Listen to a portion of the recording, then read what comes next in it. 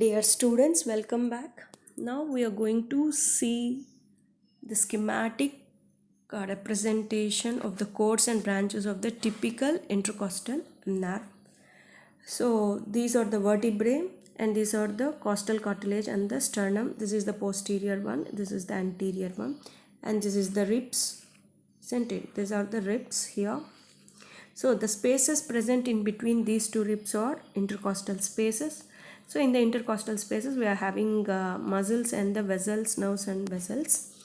So here you can see the nerves and vessels. So the order of arrangement of this neurovascular bundle is the first one is the vein, the black one, and then the artery, and then the nerve. So this is the arrangement of these three vessels, nerves and vessels in the order from above downwards. Okay, now here you can see in the next intercostal space we can see only the chords of the intercostal nerve here. Okay, yes, so the intercostal nerve is the ventral primary rami of the thoracic nerves, isn't it? So once the nerve coming out of the intervertebral foramen, it gives a dorsal branch and the anterior branch, so a ventral branch, and it also gives a branch to the sympathetic ganglion. And after that, at the level of angle of the rib, so in the previous picture you can see at this level you'll have the angle of the rib. At the angle of the rib, it gives two branches. One is the collateral branch. So one is the collateral branch. You can see here, this is the collateral branch. Okay, this collateral branch is a muscular branch.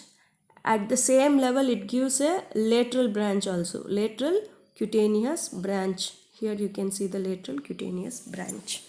So this collateral branch supplies the muscles which are present in the intercostal space, and also it supplies to the pleura. And this collateral branch may join with the main trunk, or it comes out anteriorly as additional anterior cutaneous branch. Okay, so that is about the collateral branch. And this lateral cutaneous branch, it follows the main trunk until it reaches to the lateral thoracic wall, where it pierces out of these intercostal muscles and the muscles, some of the extrinsic muscles which are present on the mid-axillary line and which is coming out and dividing into an anterior and posterior and supplying the overlying skin there. Okay, now this anterior cutaneous, so this main trunk continues still in front of, by the side of the sternum, in front of this internal thoracic artery or vessels. So there it pierces anteriorly,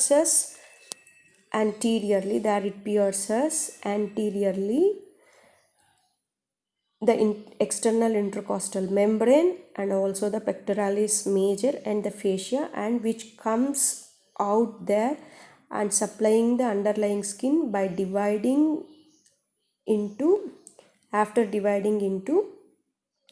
medial and lateral branches. So this is the schematic representation of the course of a typical intercostal nerve. In the previous thing you have seen the relations of the intercostal muscles with that of the typical intercostal nerve. Okay, so this is about the intercostal nerve. Thank you.